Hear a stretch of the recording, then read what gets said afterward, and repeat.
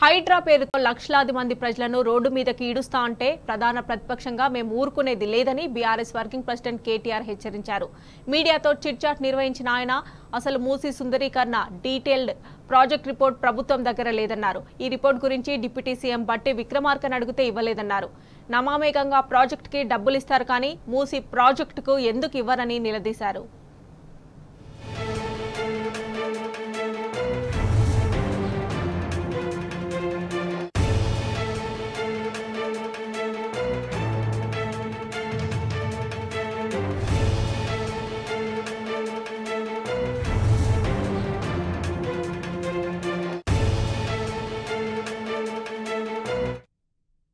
అసలు Musi project DPR పంపారని ప్రశ్నించారు. ఈ ప్రాజెక్ట్ ని కాంగ్రెస్ పార్టీకి ఒక రిజర్వ్ బ్యాంకుగా మార్చడానికి రేవంత్ ప్రయత్నిస్తున్నారన్నారు.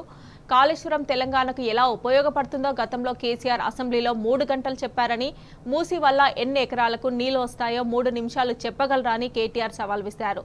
మరో 2-3 రోజుల్లో మూసీ ప్రాజెక్టు గురించి పవర్ పాయింట్ ప్రజెంటేషన్ ఇస్తామని కేటీఆర్ తెలిపారు.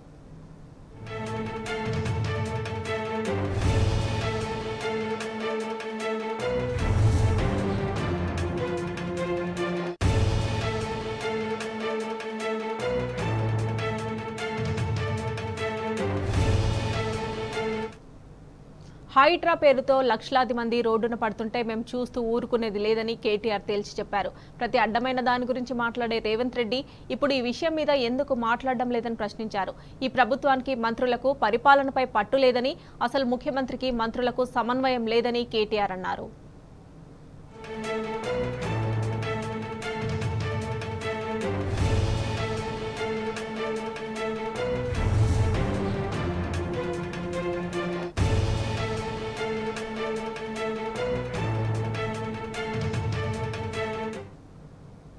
నిన్నటితో వానాకాలం ముగిసింది. ఇప్పటి వరకు రైతు బంధు ఇవ్వలేదన్నారు. రైతులకు 15,000 ఇస్తామని మోసం చేశారని కేటీఆర్ మండిపడ్డారు. రైతు బంధు ఇవ్వలేదు, తులం బంగారం పత్తాలేదు, అలాంటప్పుడు మూసీ ప్రాజెక్టు గురించి నిన్ను ఎవరు అడిగారని నిలదీశారు.